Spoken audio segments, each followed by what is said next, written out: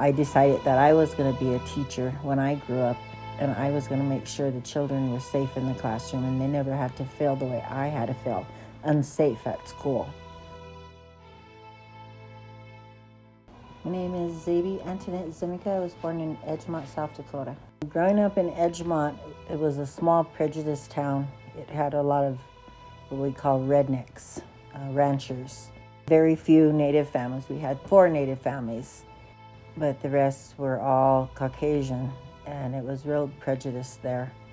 Growing up and going to school there, quite a few times I was mistreated because I was Native and poor and a female. So I decided that I was going to be a teacher when I grew up, and I was going to make sure the children were safe in the classroom and they never had to feel the way I had to feel, unsafe at school.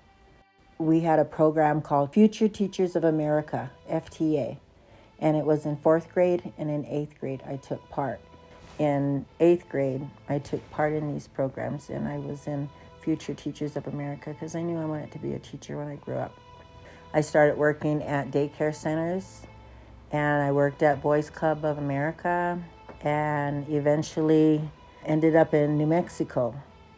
And I started getting my Child Development Associate through the University of New Mexico while I was an assistant in the classroom, preschool, downtown Albuquerque. I stayed with that program, Economic Opportunity Board, Head Start, until I got my Child Development Associate.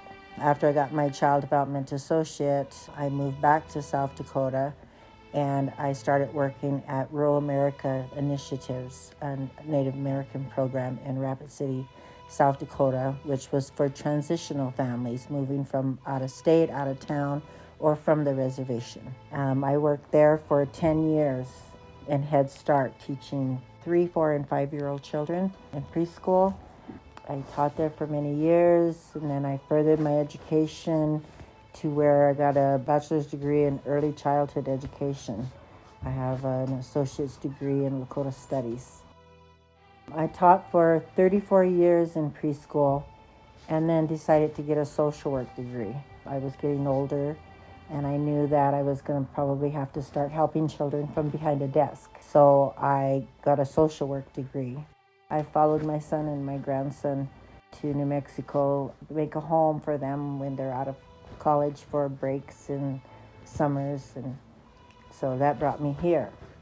And now I live in Albuquerque, New Mexico, and I teach at the NACA, Native American Community Academy, which is a charter school. I teach 1st grade. It's all indigenous children, which involves the culture, the language, and the dance, the songs. So I'm very content where I'm at.